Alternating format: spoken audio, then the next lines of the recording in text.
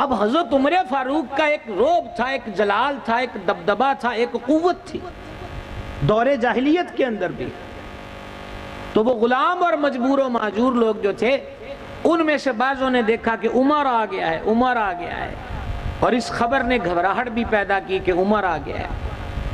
اندر بیٹھے تھے سید الشہداء سرکار امیر حمزہ. ذرا جواب سننا کتنا لاجواب ہے. فرما عمر آ گیا ہے تو کیا ہوا، ڈرتے کیوں ہو؟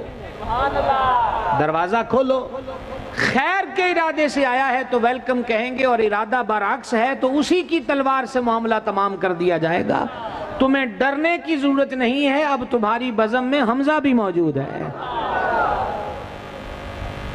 اور حضور مسکرا رہے ہیں، اور یہ مسکراہٹ بتا رہی ہے کہ تمہیں اس بحث میں پڑھنے کی حاجت کیا ہے. عمر آپ نہیں آیا، ہم نے دعا کروا کے منگوایا ہے.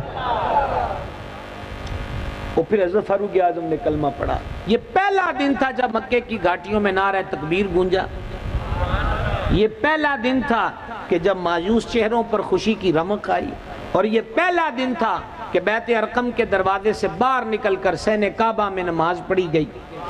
اور ایک صف کے کنارے سید الشہداء حضرت امیر حمزہ کھڑے تھے، اور دوسری صف کے کنارے سرکار عمر پاک کھڑے تھے، اور دونوں للکار کے کہہ رہے تھے بڑا مار لیا ہے حضور کے غلاموں کو، اب بچے یتیم کروانے ہیں تو آ جاؤ، بیویوں کو بیوہ چھوڑ کے مرنا ہے تو آ جاؤ، مال کو بے وارث چھوڑ کے مرنا ہے تو آ جاؤ. آج عمر بھی حضور کے ساتھ ہے اور حمزہ بھی حضور کے ساتھ تھا. کافر کیا کہتے تھے؟ سرکار حمزہ پاک ادھر چلے گئے، ہماری جمعیت ٹوٹ گئی.